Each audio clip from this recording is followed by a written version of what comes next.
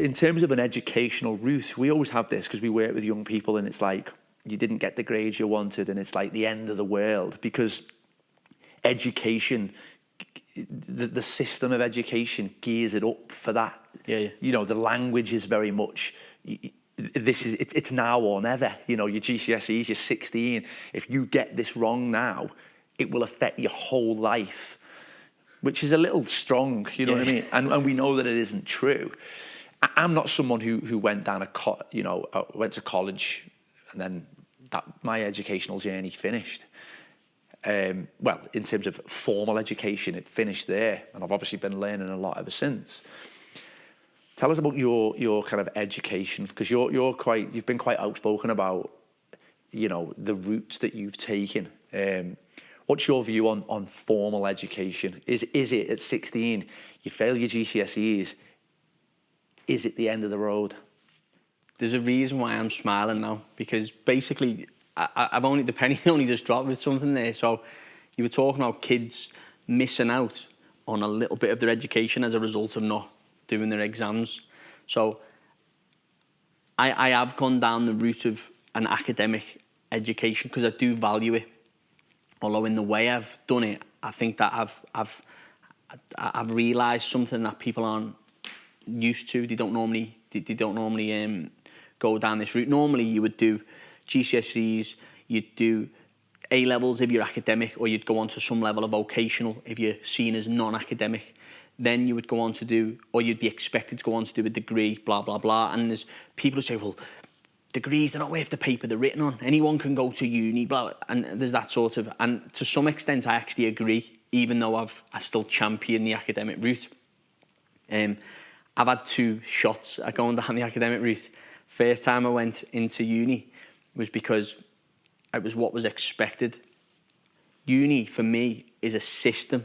If you put the process in place, you can accelerate. You can do really well in university by looking at what they're expecting from you and give them the answers that they want. So I passed first year in uni on coursework alone, which I thought I was the boy. Didn't do any exams in summer. And when I went into second year, I didn't have the underpinning knowledge. Like they asked me a basic question, and I was talking to a guy. What's the?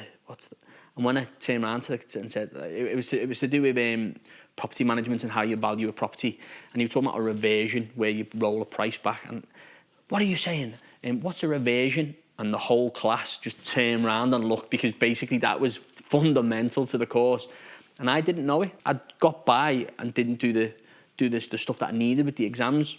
My mum was no closer to getting to wear a hat for my graduation. Do you know, I thought I'd cross that bridge when I come to it. But I've always valued education.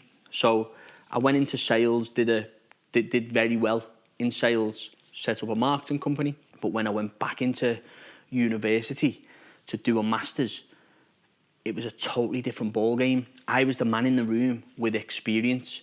I realised this is the way you should do it. Get that experience, then go and do the education, top up what you know to be true. Because there's people out there who say, oh, education's not for me. I'm from the university of life. I don't need education. And you know what? That's a position of ignorance, because some people they can only get one shot at success. There's businesses out there that they started in the 80s or the 90s, that if they were to start again today, stand and start in an environment that's commercially different, they wouldn't have the skills or the knowledge to do the same thing again. I strongly believe that. I think that education allows you to underpin your knowledge and formalise what you already know to be true. I left Salford University with a master's with distinction. So I've gone from bang average messing about to top of the food chain, and I'm going back to do a PhD.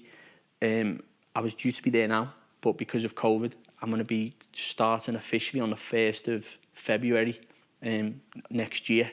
So that's how much I value education, because I see the benefits and I see where it's got me. So people who kind of dismiss that, they're missing a trick.